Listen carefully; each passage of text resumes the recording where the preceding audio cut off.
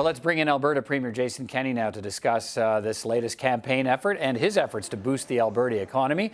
Premier Kenney, good to see you. Thanks for taking time to speak with me today. Thank you, Peter. Why this stepped-up campaign to press the federal government on the Trans Mountain expansion? They bought the pipeline and support the expansion, and will make a final decision we expect in the next few weeks. What are you still worried about? Well, partly it's an effort of our government to communicate with Canadians from coast to coast about the importance of shared prosperity through the responsible development of our natural resources. There's been some success in the past couple of years. We've seen the majority of British Columbians move from opposition to support for the Trans Mountain pipeline expansion, and we want to continue to see momentum in terms of better public understanding of how high our environmental standards are, the rigor of the regulatory approval for this, and how all Canadians can benefit from getting a higher price from our country's most valuable asset, which is the oil resources that we have. Are you convinced, and are you confident that the federal government is going to actually approve this project and push ahead with it as soon as possible? I am confident, Peter. I met with Prime Minister Trudeau and Finance Minister Morneau when I was in Ottawa about 3 weeks ago, and they certainly seem to continue to support the project. Obviously, the federal government is the owner.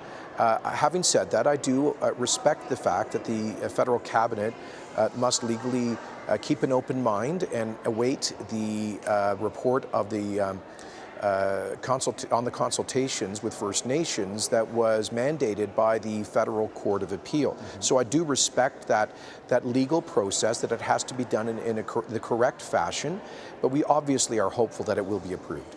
The Senate has before it a couple of bills that I know concern you. Bill C-48 to ban oil tanker traffic in northern BC, and Bill C-69 proposing a new assessment process for major resource projects. Senate committees have proposed that C-48 be scrapped and that C-69 be overhauled with nearly 200 amendments. What do you want from the whole Senate now, because it has to consider these two pieces of legislation? What do you want from the whole Senate when it passes judgment on these bills? Well, I hope, Peter, that all of the senators will listen to the wisdom and, frankly, expertise of the committee members of the Transport and Energy Committees on these two critical bills.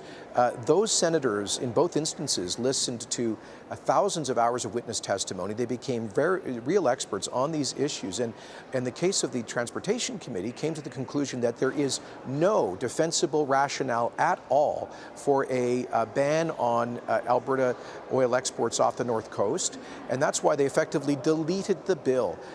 There's no reason for this. If the federal government wants to do that, then it should be imposing a tanker ban on oil imports to off the East Coast or the Gulf of St. Lawrence or the Bay of Fundy. It's not doing that. It's not a ban on foreign oil exports, but on Alberta Alberta crude product exports. So I would ask the senators to sustain, confirm the report from the Transport Committee on C-48, effectively killing that bill. On C-69, we would plead with the senators to accept all of the amendments adopted by the Energy Committee after extensive consultation.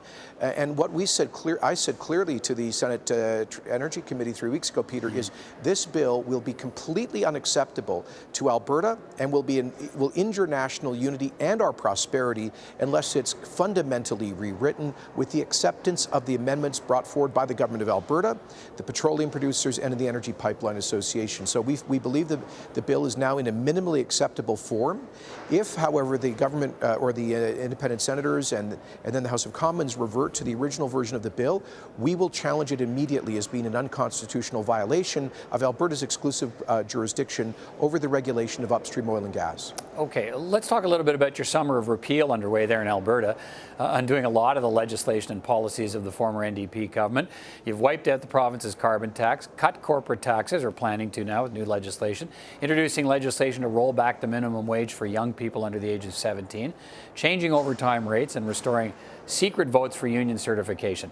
Tell me what you think the difference is going to be that you believe all of that is going to make to Alberta's economy, and why you're moving so quickly on it. We were elected just a few weeks ago with the largest Democratic mandate in Alberta history to get Alberta back to work.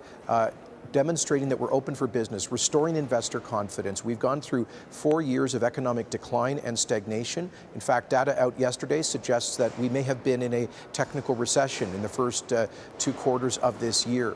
So dramatic action is required to take the defibrillator to the Alberta economy. That's why we are moving so quickly.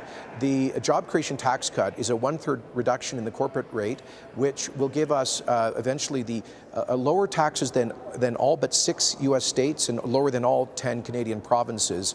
That will make Alberta once again a magnet for incoming and job-creating investment. These other changes designed to get people back to work. For example, we've seen a huge increase in youth unemployment and a huge decline in the youth labor force participation rate since the NDP raised the wage cost by 50% in the middle of a recession. We want to get those young people that entry-level job back, especially we're talking here about high school students doing part-time jobs, but that job experience is so important.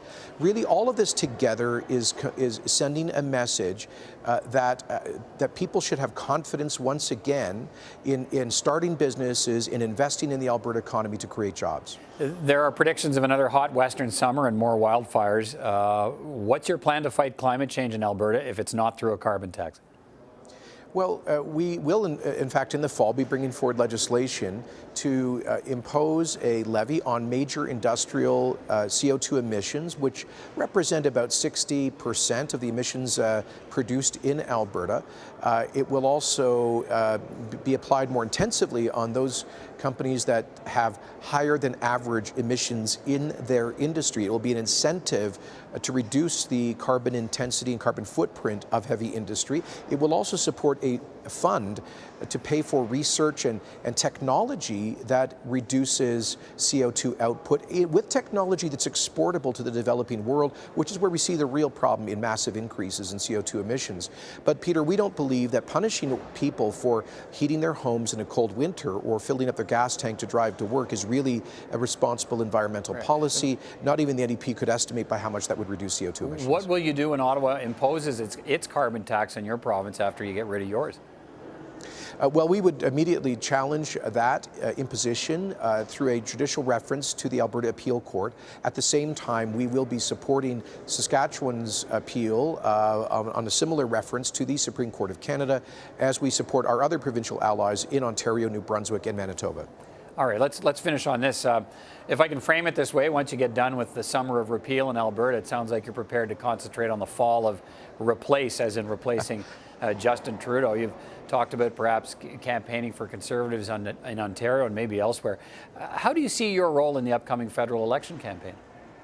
Well, first of all, we're focused on getting Alberta back to work right now, Peter, and also standing up for our province against federal policies that threaten our prosperity, like Bills C-48, C-69, and the imposition of a federal carbon tax. If Mr. Trudeau's government decides to double down on those policies, then I will make it very clear to voters here and across Canada that it is a government that will damage jobs and prosperity and national unity. So I made this very clear, Peter, in our recent provincial election, that if the federal government does not reverse course on some of these anti-jobs policies, that I will speak against that government in the lead up to the next election. I hope, however, that the federal government will listen to Canadians and listen to the Senate committees on those 2 bills, and that we can find common ground. That was my message when I met with Prime Minister Trudeau. I do hope we can find common ground in terms of shared prosperity on these issues. All right, Jason Kenney, Premier of Alberta, always good to speak with you. Thanks for your time tonight.